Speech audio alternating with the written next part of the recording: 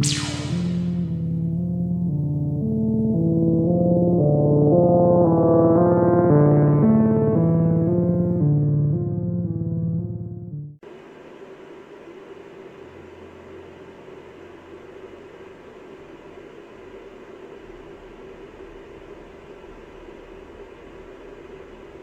is a long one, but this is a true and factual story about my experience.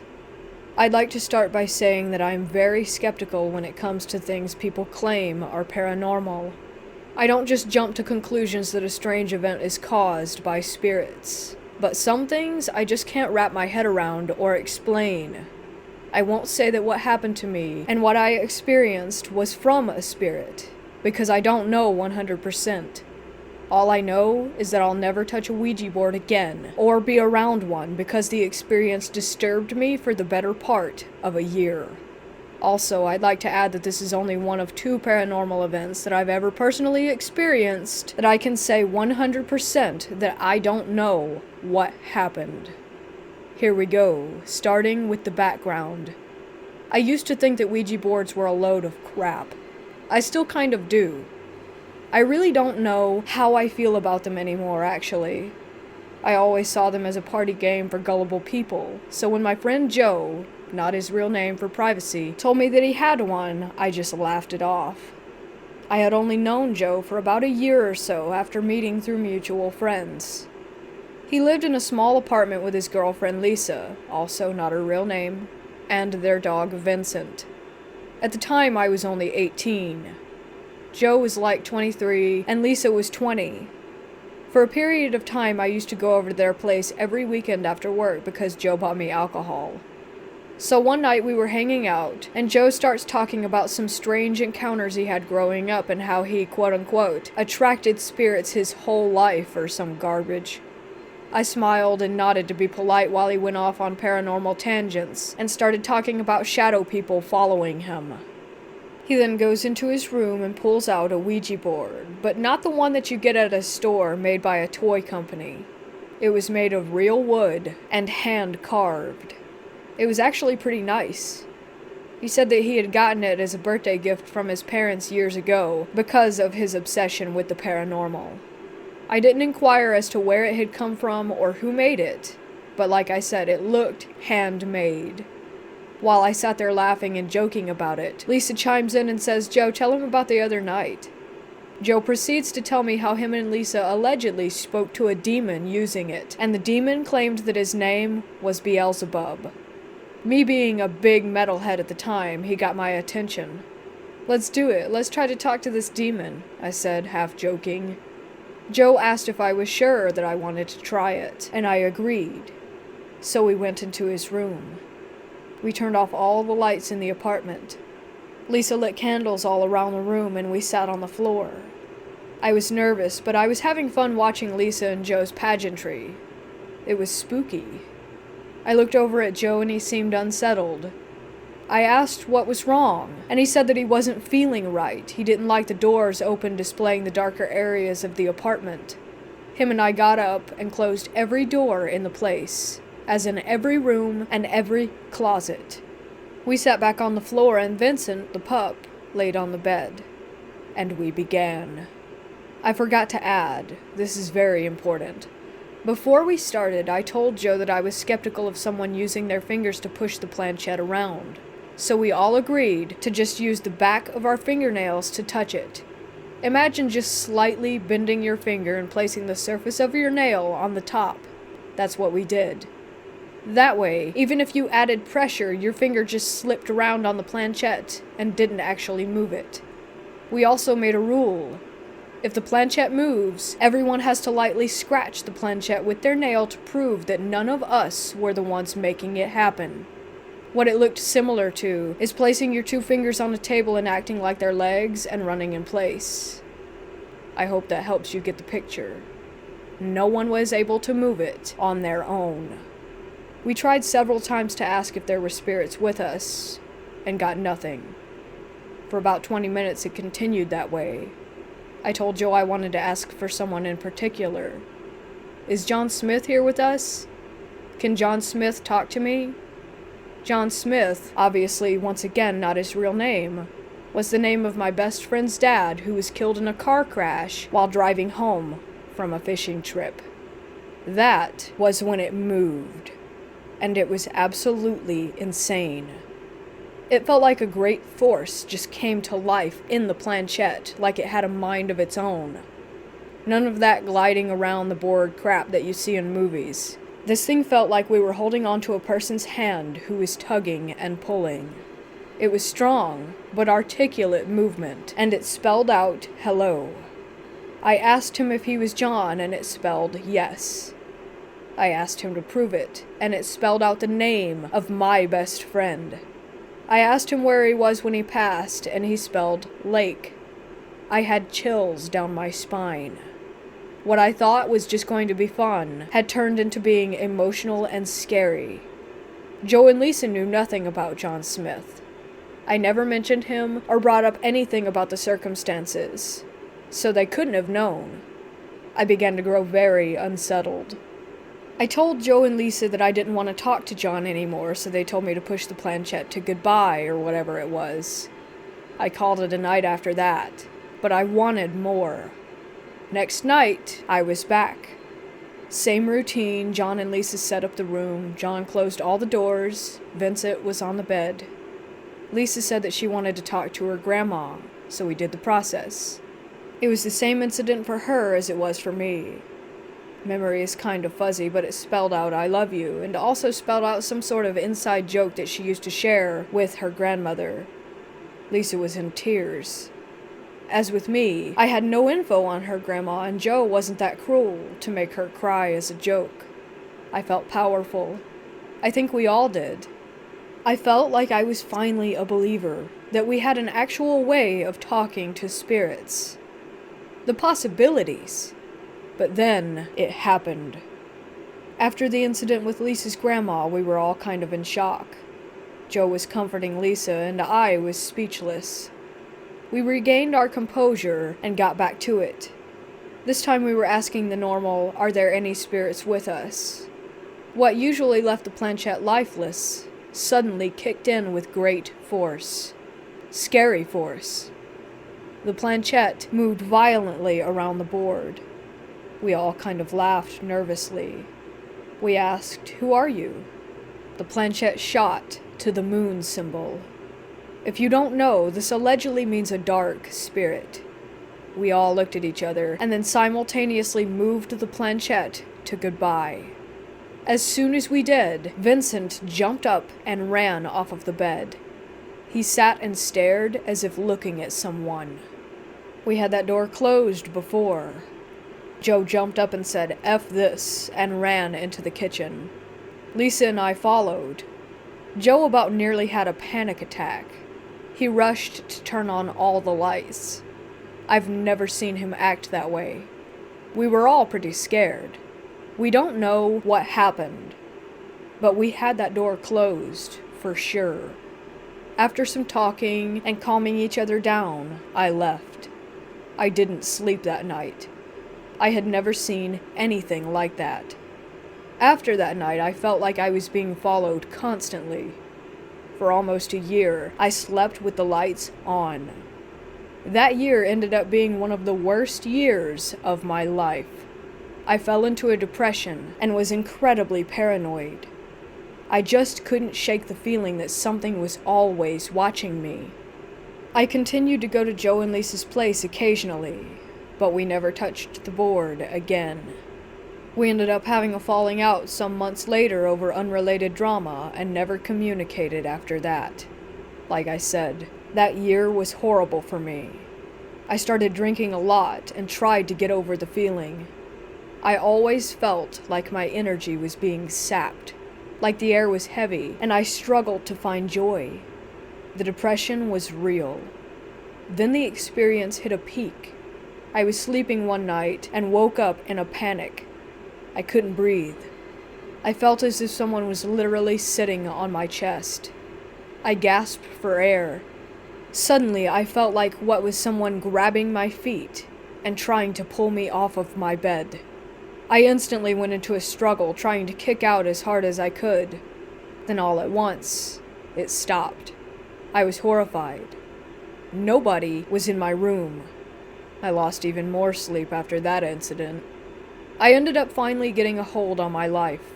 I started going to the gym instead of drinking and wallowing in my pity. I started meditating instead of playing video games. After that year, it all went away. It was like I was free from that negative energy again, and I have been fine ever since. That's the story of my Ouija board experience. I'm still not sure if all of it was in my head, or if that night was just some sort of stress-induced panic attack, but whatever it was, I cannot explain it. People have told me that demons thrive off your energy, and that is what might have happened, but I'm just not sure. Perhaps it was the demon talking to us all along, pretending to be our loved ones, if such a thing exists. I'm just glad that whole experience is in my past. I'll never touch a Ouija board again, though.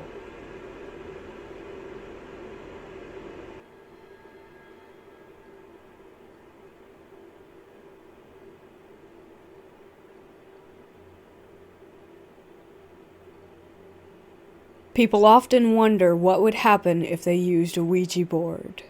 Some people do it for fun. Some people use it for spiritual communications. I can tell you now that if you have no experience in using a Ouija board, do not do it. This is a story about what happens when you use one for fun without knowing the consequences. When I was about 12, it was Halloween night, go figure, and we had just had a Halloween party for family and friends. A few of my older sister's friends stayed the night that night, and we were just hanging out in our room, which we shared. One of her friends had a spirit tethered to her. That's what she claimed. Whether or not it was true, I still don't know to this day, and she said, "Let's go for it." I wanted nothing to do with it, but being 12 years old and curious, I had to observe. They didn't follow any of the rules that you're supposed to as far as not putting it on a blanket, not lighting the proper candles, and other things that you're supposed to do prior to using the Ouija board. They were just calling on spirits that they could think of and trying to communicate with them. That's where things got a little creepy. If I remember correctly, one of the spirits that came to the board was a woman, and she was not friendly. She began to spell out profanities, and they quickly shut that down. I can't remember what the second spirit was, but it was also not friendly and called itself Satan. All of a sudden, one of my sister's friends began to panic. She said she saw a man out on the street with a red and black face. We did not see the man out on the street, so I don't know if she was having a panic attack and seeing things or what. The next event that occurred was kind of insane and terrifying. All of a sudden, my sister started zoning out and staring at nothing. We tried to get her attention, and she gave no response. Then she got up and walked downstairs, and we were confused, so we just followed her. We heard something in the kitchen, so we went and checked that out. My sister was standing over the sink taking knives from the counter in the knife holder, and she was throwing them into the sink one after the other. We try to get her attention again, and again, she refuses to respond to us. Then she goes and grabs the coffee pot off of the coffee maker and drinks black coffee straight out of it. Mind you, she hated coffee at the time. She drank the entire thing. She got up and went to sit on the couch, and a couple of minutes later, she blinked and came to. She asked us why we were staring at her, and how did she get downstairs. To this day, she has no memory of what happened, and it is 21 years later. We're pretty sure that a spirit took over her body just to have some fun. My grandma, after my mom told her what had happened, came into the house and blessed it with holy water. It seemed to help for a while, and then I had the series of nightmares a year or so later, so I'm wondering if the holy water didn't really have much effect. So this is a lesson learned, and a disclaimer to anyone who wants to mess with a Ouija board. If you have no real experience with it, do not go there. You never know what you're going to be inviting into your home.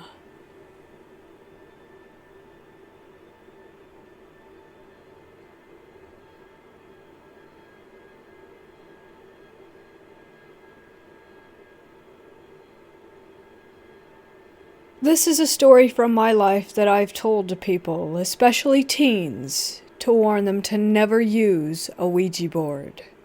When I was a senior in high school in 1989, my brother came home from college on spring break and told stories about him and some friends using a Ouija board. It had done some things to freak them out, so we dug out the one that we had in our attic. I don't know why we had it or where we got it from. He showed me what they had done, but nothing happened to us.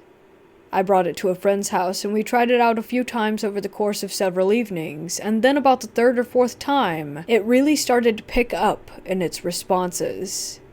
We had been starting by knocking 3 times on the corner of the board and saying something like, "Come, spirit," or something to that effect. Anyway, the marker really started to move around the board and spell things out. I always tell people that it was either our subconsciouses or a spirit moving it around, because I was certain that neither of us were moving it intentionally. With a light touch of a few fingers from each of our hands, it would just move around on its own as if it had its own personality. We would ask it all the usual questions, test questions, and curiosity ones. One day, though I wasn't a fan of it, my friend asked the board in which years we would each die.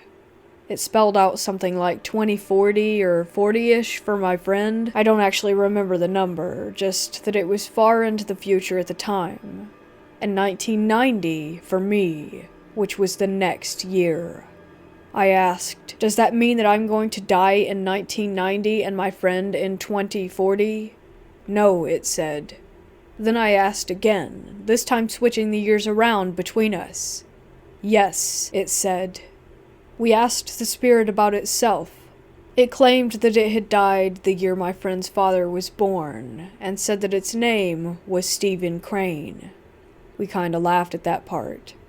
Of course, I looked up some dates about the author after that, but things just didn't seem to jive. I just thought, well, it could be another person with that name, and moved on. We started to invite other friends over to watch, who are all entirely skeptical. By the end of the evening, every single one was freaked out. More and more friends would come each night until we started getting a huge group of people.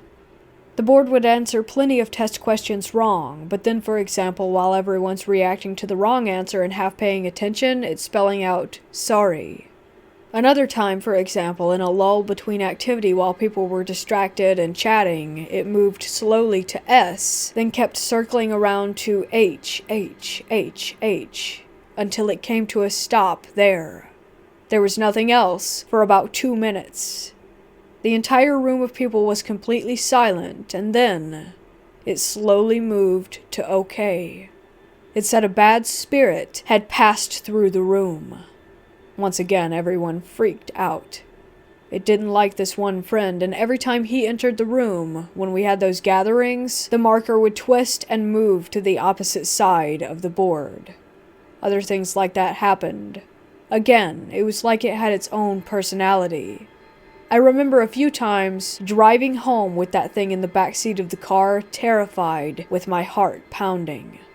One time I asked it, "Where will I go to college?" It spelled out one of the schools I was applying to, and then 37. I asked it if I was going to go to that school and get a 3.7 GPA the first semester, and it said yes. I was sure all along that my friend was not moving it intentionally, but I had proof, because one day he was really disturbed and frustrated with his girlfriend, a friend of mine. He had suspected that she was cheating on him, and he asked the board a question about her while using it with a friend, and it told him to turn on the TV. The video for the song, "What You Don't Know Might Hurt You," by Exposé, was playing on TV. I remember that he really took that to heart, and it affected his trust in their relationship. I always knew that he wasn't just playing around with the board, and that was a sort of hard proof to that fact. We started to actually use the board with our friends, but it only worked when one of us too used it with someone else. We asked the spirit why that was, and it responded that the spirit was inside my friend and that I was the owner of the board. Freaky stuff thinking back on it now, but as an 18-year-old you think differently. Anyway, the enthusiasm started to peter out after a few months, maybe near the end of the summer, and I don't really know what happened to the Ouija board.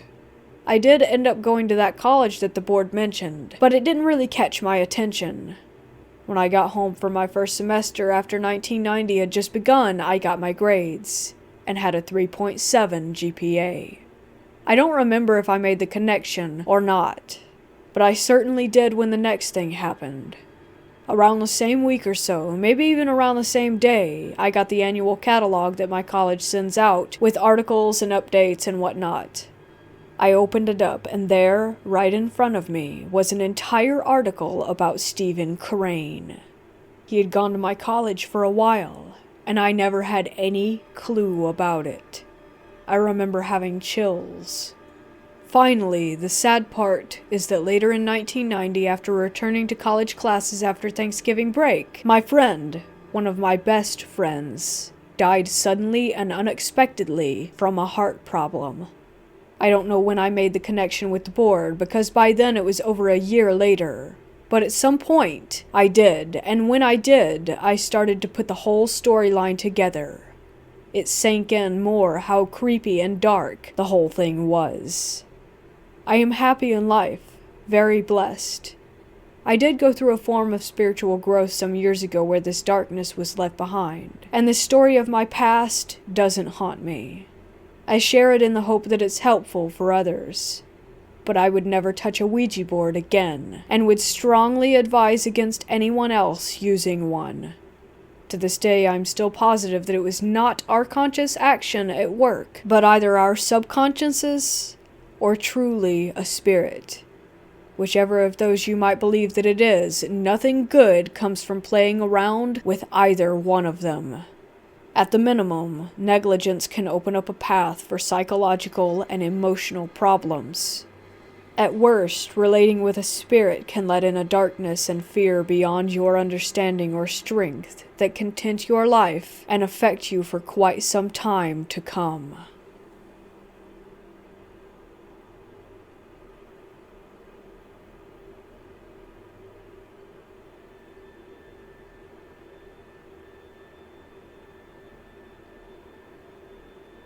I was 19 years old and a trainee manager for Sainsbury's, a UK supermarket chain. I was working with a colleague on the shop floor, looking down the aisle. I saw a 30-something-year-old mother pushing a very severely deformed child in a wheelchair. Although I wasn't aware then, but since have become aware. I wasn't aware then, but since have become aware that the child had probably been born with hydrocephalus, leaving its head distended with fluid. The child also only had one arm, and was sort of curled up in the chair as if pained. As they passed us, we pulled our restocking trolley out of the way, and just as they were adjacent to us, the child let out a terrible sort of howl. To be honest, it left me shaken for several minutes. 2 or 3 days later on the weekend, I was invited to a party at a friend's place. Just a quiet meal and drinks with a few people that I knew. After food and a few drinks, the girl whose flat it was suggested that we try the Ouija board that she had recently bought. I was a total skeptic of the Ouija, although agreed to play for a bit of fun. It was a proper sort of wooden painted board, although there was no pointer, just a small crystal glass that those playing put their finger on. After about 20 minutes in, I thought it felt a bit odd the way that the glass felt like it was gliding so smoothly over the board and actually spelling out some of the responses to questions, and even claiming to be a local spirit of our town. We carried on for a while, and, although weird, nothing about the responses were threatening or unpleasant. My friend turned to me and said, "Ask it a question that nobody here or anyone else would know the answer to." I thought for a few seconds and spoke aloud. I was thinking of the child in the store, and I said, "What did I see at work the other day?" I felt the glass move under our fingers, and it said quickly, very positively, "Effing evil troll child." I felt physically sick, and was actually heaving. I jumped away and fell onto the floor. I then blacked out for a few minutes, resulting in my friends calling an ambulance in panic. When it arrived, I had calmed down a bit, and they just checked my vitals and left. My friend drove me home, and although I was all right, I had nightmares involving that child for several months. Today I believe that there are definitely consequences to messing with that sort of stuff, and it is absolutely best left well alone. That was over 25 years ago, and I remember that incident as if it happened just yesterday.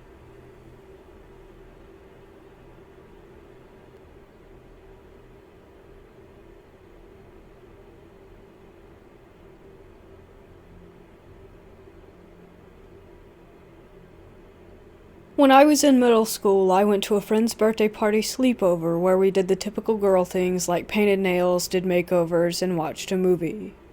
It was all normal until my friend suggested that we make a Ouija board. On a sheet of paper, we scribbled out yes, no, goodbye, along with numbers and the alphabet. She told us all the rules, and we nodded in agreement that we would follow. I remember the first movement happening, and I looked across to the girl facing me, insisting that she had moved it. She said that it was not her that moved the clear pebble that we were all using as a planchette. We asked it dumb questions like who we each liked and if our crushes liked us. Typical middle school girl things. I don't remember much of these sessions other than a particular name, Wanda, and that we had asked her if she was a demon and that she had told us that she was not. After a while, this was no longer scary and we began to enjoy it more and more. I remember feeling so excited, like I just wanted to keep on playing as if it were a video game. The next day I told my dad about it. My family was pretty open-minded about those things, so he wasn't mad or ashamed, he just wanted to make sure that we were all safe about it. Fast forward, and I was in my first year of college over at a friend's place for her birthday, and she had talked about how she found a Ouija board and that we should try it. I was a little hesitant, as now I realized the true implications. We eventually started setting boundaries, but I was still hesitant to believe that the planchette was actually moving on its own. My friend asked questions like, when's my birthday and what's my name? I shifted to questions not about myself, tending to ask about the entity rather than me. My friend suddenly asked if the spirit knew my deceased grandfather's name, and it spelled out Lewis. I was in shock because none of my friends could have known that. I know that I hadn't directed the planchette to the letters, so I was surprised to see that it was correct. Later on, another friend of mine had said that she felt something grab her foot under the table. I was right next to her, and I didn't feel a thing. At that point, I was like, okay, let's say goodbye and call it a night. It was all just too weird. I've never had a truly bad experience, but it's still very creepy, to say the least.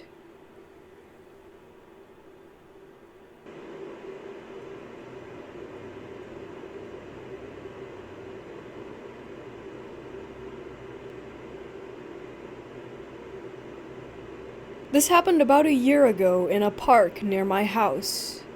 My brother and I are very spiritual and believe strongly in this type of stuff. I had this one Ouija board for a few years now, gifted to me by my old stepdad. We decided to use it one night and got in contact with a ghost. It went pretty well, and we did it again a week later. We talked to a new ghost, and the ghost from the first time. It was pretty cool and insane to experience something so real. They were very nice, and we were very respectful since we take this stuff seriously. Toward the end, we asked that they would not follow us home and that they would let us leave. They agreed, and we said goodbye. They moved the planchette, therefore they said goodbye with us. It seemed to be all going normal when we left, until my brother started noticing a weird feeling in our home, and on top of that, he said that one day he was hanging out in the living room and felt something in the room with him. It was on the couch where he was sitting, and he could see a cabinet door that he left open in the kitchen. He asked out loud that if someone was there to please close that cabinet door, and they did. After I got home, he told me this, and we busted out the board again.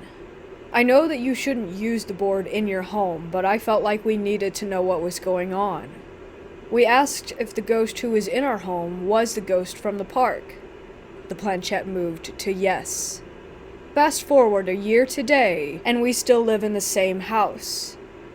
We have a few experiences with ghosts and spirits in our home, but never the one from the park. Plus, I never go to the park anymore. My question to you guys is, what made this follow us home? We did everything we were supposed to do, had a very friendly encounter, and they moved the planchette to say goodbye. I read that that's usually all that you need to do. But we did all that, and it still didn't work. I don't believe that the ghost was negative or evil, considering that they just left our home after a while. Or at least I think, since I don't feel them here anymore. My brother is convinced that the ghost was messing with us, since during the conversation when we asked their religion, they just muttered out a bunch of nonsense. I guess that could be it, but I'm wondering if there could be another reason that they followed us home.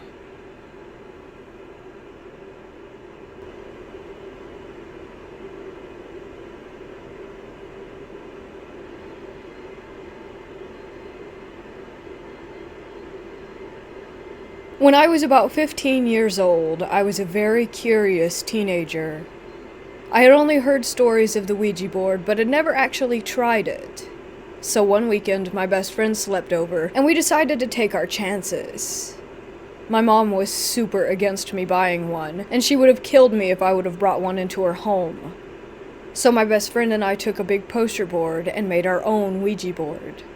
We lit candles and turned off all the lights. It was about 1 a.m., and everyone in the house was asleep. When we started out, it was slow, but then the planchette started moving all around the board. I was convinced that my best friend was the one moving the piece around, but she denied it, and I trusted her not to lie. We asked how they died, and they just said, sick. After a bunch of other questions, we asked, how can you prove that you are who you really say that you are? They responded with, cemetery. I don't fully remember all the questions that we asked, but I know that it led to Charlie giving us some details. He said that his gravestone was by a path and a tree, small, round, with the year 1820. My mom's house is literally right across the street from a cemetery.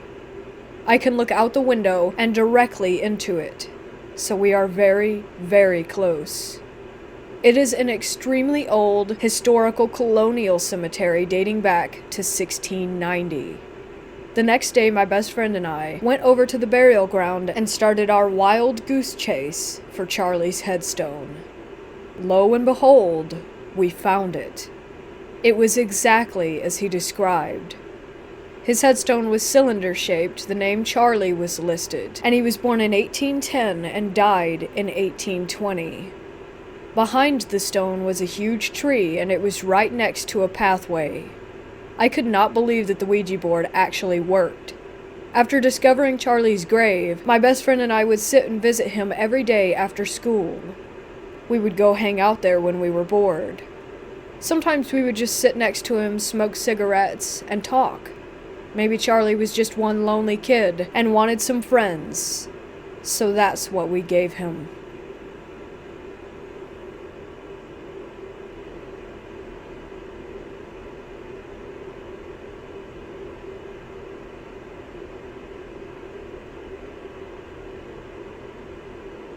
This happened to my dad, who told me this story when I accidentally discovered a Ouija board in a closet in our house. He was living in Spain at the time, and during the 1970s, he bought that Ouija board. He told me that one day he talked too much with a wise entity who responded to everything so clearly and philosophically. The thing is, my dad asked it, "Where are you?" And the board started to mark random numbers and letters such as 1652AC, 8820, that kind of thing. My dad, who was consternated, thought that it was decontextualized. Nonetheless, and he cannot explain why, he wrote down the entire random series of numbers. And he cannot explain why, he wrote down the entire random series of numbers and letters on a paper that he had left sitting on a shelf. The disturbing part after that is that a few years during the 1980s, later, my dad was watching Cosmos with Carl Sagan, and he told me that in that show, Sagan explained that scientists had discovered a new galaxy that was called with a sequence of numbers and letters. My dad was so impressed, so he copied down the name of the show and he looked for the paper on the shelf. And yes, it was the same sequence. My dad is fascinated with this experience and told me that the Ouija is not just spiritual, it is also interdimensional. When he told me, I was between scared and curious, and I considered aliens using the Ouija board.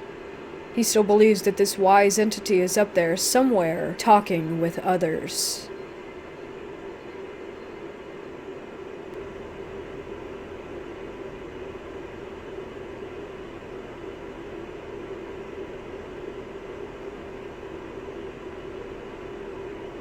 This won't make sense until later in the story, but my brother's room is on the second floor of my house.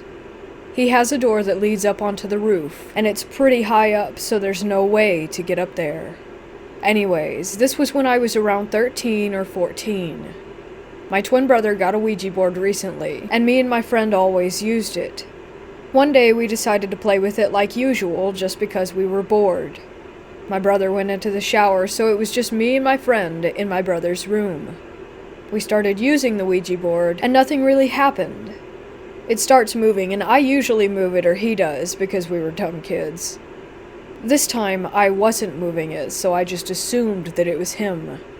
For 5 minutes, nothing happened, but we started asking the spirit to do something to let us know that we were there. This is when it got weird. Outside the door in my brother's room, the one that leads to the roof, me and my friend started hearing humming and singing sounds. We got pretty scared and kept asking questions to the Ouija board. After that, there was a subtle banging or tapping kind of noise. One of the drawers in the dresser behind us opened. We said goodbye and put it away. Haven't used it since.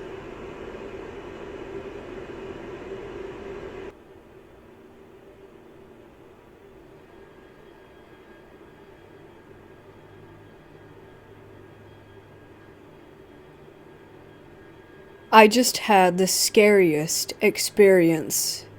I lost my ex over a year ago and had bought a Ouija board in desperation out of longing to communicate with him. I tried countless times, and it never worked, so I stored it away. Yesterday, my current boyfriend's good friend passed away. Suicide. I didn't know him very well.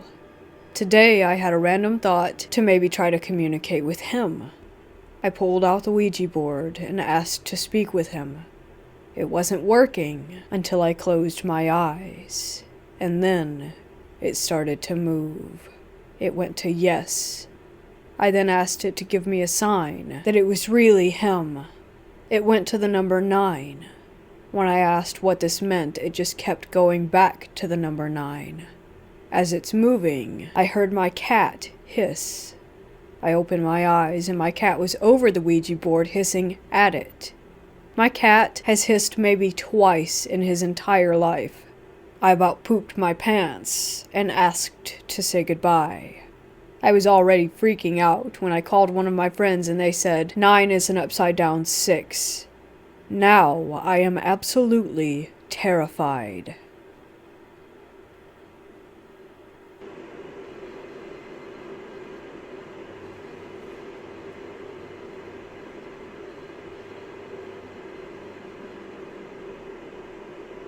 I had just moved into a new place, and I was living alone.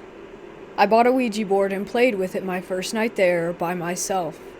Nothing really happened, so I stashed it in my dresser under some old jeans and forgot about it. A few weeks later, I was having a party and suggested that we all play with it. Everyone agreed. I went to get it, but it wasn't there. I was dumbfounded. I'm pretty tidy. I know where I put it, but I could not find it. I couldn't explain it, so I just said that I had misplaced it. I had basically forgotten about it by the next morning. Fast forward 6 months. As I'm going to bed, I lie on my stomach. I slide my arms under my pillow to get comfy. My hand hits something. It's the planchette. I have no idea how it ended up there. I threw it out, and I have never seen it again, but I fear that whatever happened with the board, and the fact that I was an edgy teen, opened something up. I was into all that black magic crap.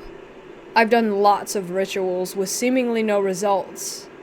There's a lot more to this story. Basically, my roommates and I were terrorized in 2 separate houses by something that we cannot explain. Like it was following us.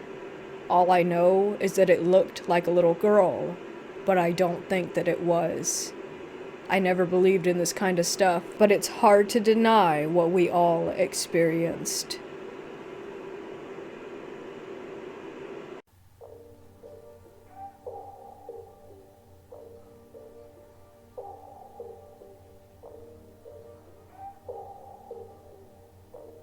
Alright everyone, I hope you enjoyed these true scary stories, and if you did, make sure to hit those like and subscribe buttons for me along with that notification bell to stay updated on all the latest content. To have your own horror story featured, feel free to submit it to me via the email included below in the description. Also down there you can find the links to other playlists with lots more awesome creepy content for you to enjoy. Thank you so much for watching, and I'll see you again soon. Until then, don't forget to embrace the terror.